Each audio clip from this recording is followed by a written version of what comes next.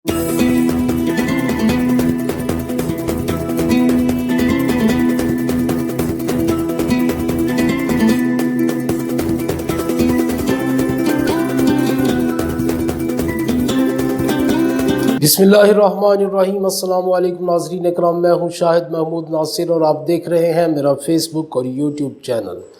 नाज़रीन इकराम, जुल्म की काली रात तकरीबन छट चुकी। लोगों के जहनों में जो हज़ारों किस्म के सवाल थे, जिनमें सबसे अहम सवालात इमरान खान ने शदीद तनकीद के बावजूद वज़ीर आला पंजाब उस्मान बुज़दार को ही रहने दिया और लोगों की बातें सुनते रहे और अक्सर तकरीबात में बार बार यही कहते रहे कि उस्मान बुज़दार बेहतरीन काम कर रहा है। वसीम अकरम प्लस तक कहा गया उस्मान बुज़दार को और उस्मान बुज़दार की तारीफ़ों के हर जगह इमरान खान ने पुल बांधे। रजीम चेंज ऑपरेशन का मरकज़ी किरदार कौन था और कौन ये सारे ड्रामे करता रहा और किसने मुल्क को इस नहज तक पहुंचाया? अरशद शरीफ को किसने शहीद किया? शहबाज गिल के ऊपर किसने टॉर्चर किया? शहबाज गिल को किसने नंगा किया? आज़म सवाती की वीडियो उनकी बेगम के साथ किसने रिलीज़ करवाई?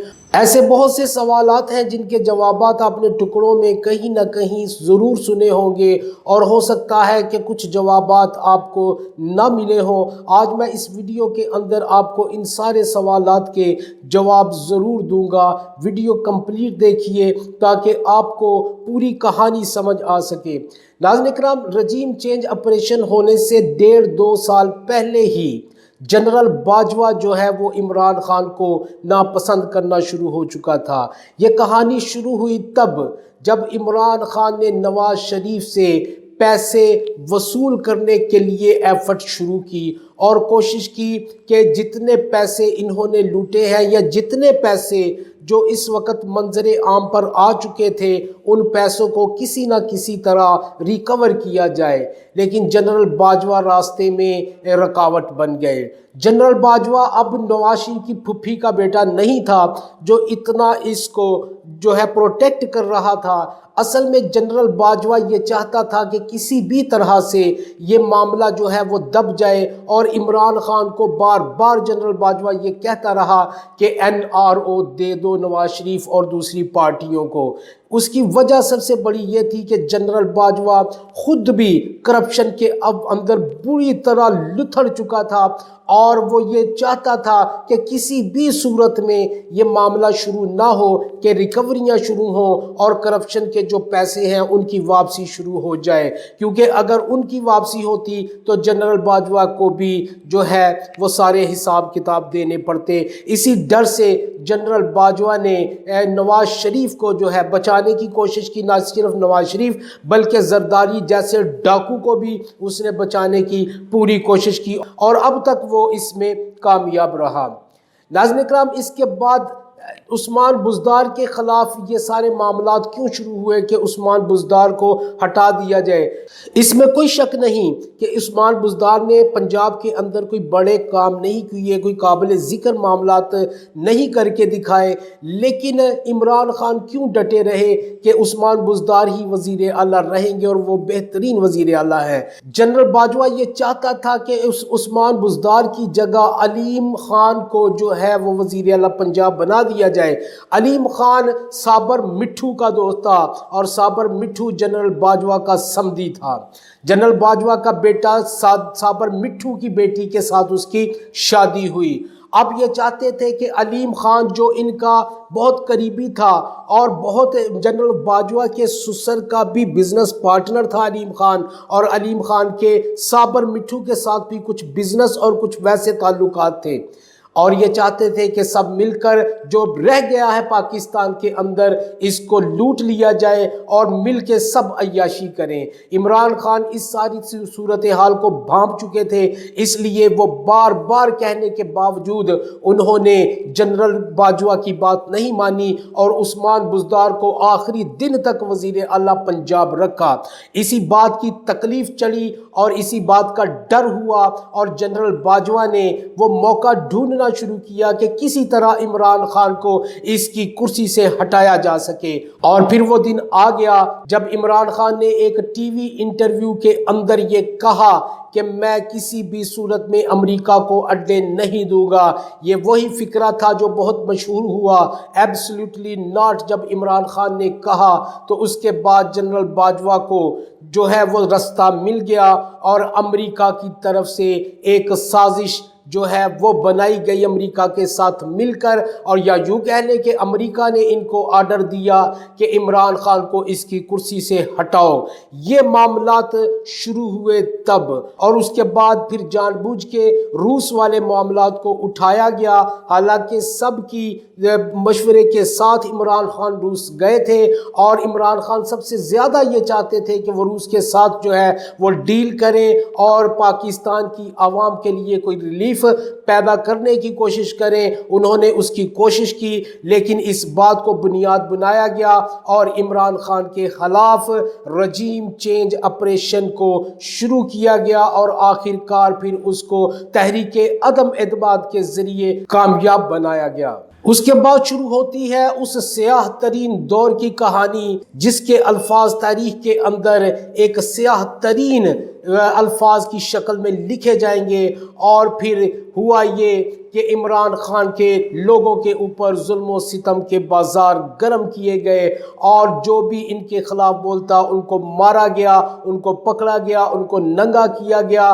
ناظرین کرام، یہ سارے معاملات کیوں کیے گئے؟ امریکہ کی یہ خواہش تھی کہ دوبارہ عمران خان کو کرسی پر نہیں آنے دینا، کیونکہ امریکہ دیکھ چکا تھا کہ عمران خان ایک ایسا لیڈر ہے جو آنکھوں میں آنکھیں ڈال کے بولنا جانتا ہے، اور جو اپنی بات کو سمجھانے اور منوانے میں ماہر ہے، کیونکہ اس سے پہلے اس کے سامنے تو وہ لوگ آئے تھے جو پرچیوں سے دیکھتے تھے، اور پرچیوں سے ہی جو لکھا ہوتا تھا وہی دیکھ کے جواب دیتے تھے۔ لیکن عمران خان ایک ایسا لیڈر ان کے سامنے آ چکا تھا جو بنا دیکھے اور بنا کسی ڈر کے ان کے سامنے ان کی آنکھوں میں آنکھیں ڈال کے بولنا جانتا تھا۔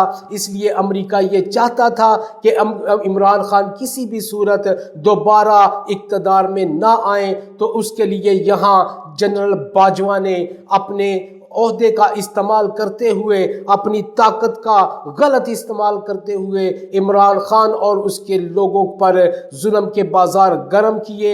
پھر ہوا یہ کہ جب ارشد شریف نے اس کے بارے میں ایک سٹوری بنانی شروع کی، خاص طور پہ توشہ خانہ کے ان تحائف کے بارے میں جو جنرل باجوہ کو ملے تھے، ان تحائف کی سٹوری اور اس کے اوپر ایک ویڈیو بنائی، ایک سٹوری بنائی، ایک فلم بنائی جس کا نام تھا بیہائنڈ کلوز ڈور، اور وہ سٹوری ارشد شریف نے تیار کرنی شروع کی۔ اس کے علاوہ اس کے اندر بہت سارے اور لوگوں کے جو ہے وہ کچے چھٹ ہوئے تھے، جس میں نواز شریف بھی سر فہرست تھا۔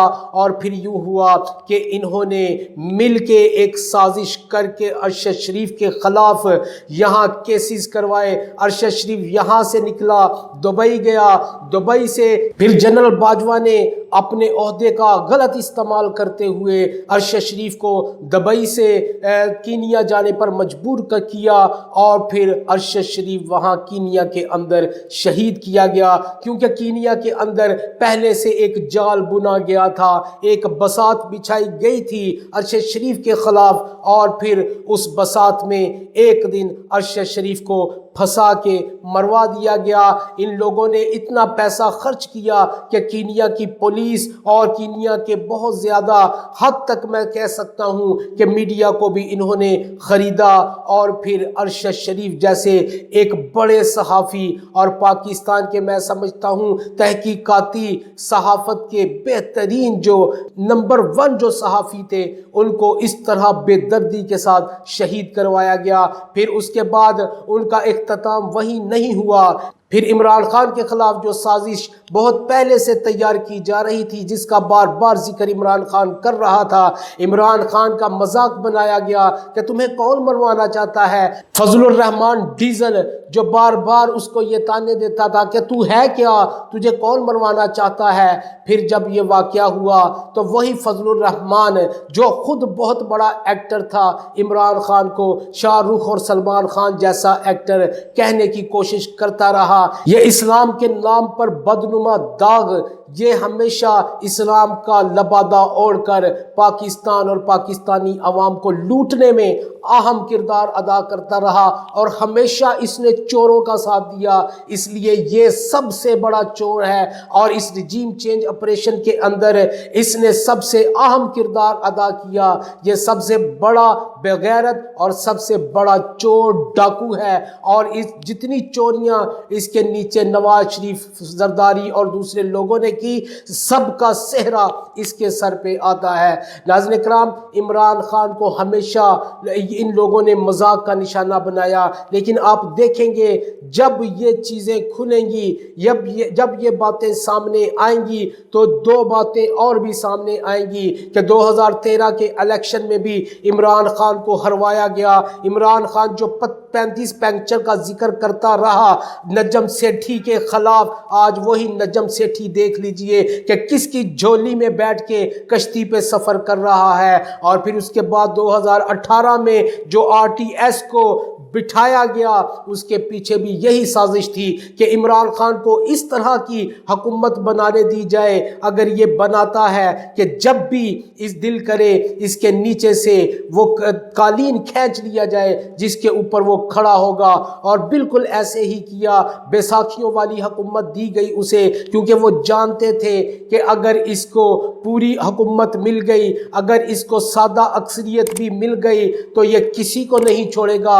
اسی لیے اسی ڈر سے انہوں نے اس کے ساتھ یہ کیا کہ 2018 میں بھی اس کو ایک لولی لنگڑی حکومت دی، لیکن انشاءاللہ اللہ سب دیکھتا ہے، اللہ سب جانتا ہے، اور وہ سب سے بڑا کارساز ہے۔ اب وہ آئے گا اور پوری اکثریت کے ساتھ آئے گا، 2/3 اکثریت کے ساتھ آئے گا، 3/4 اکثریت کے ساتھ بھی آ سکتا ہے، اور پھر وہ دیکھے گا ان ظلم و جبر کا حساب انشاءاللہ ضرور لے گا جو انہوں نے اس قوم پہ اور اس ملک پہ ڈھائے ہیں۔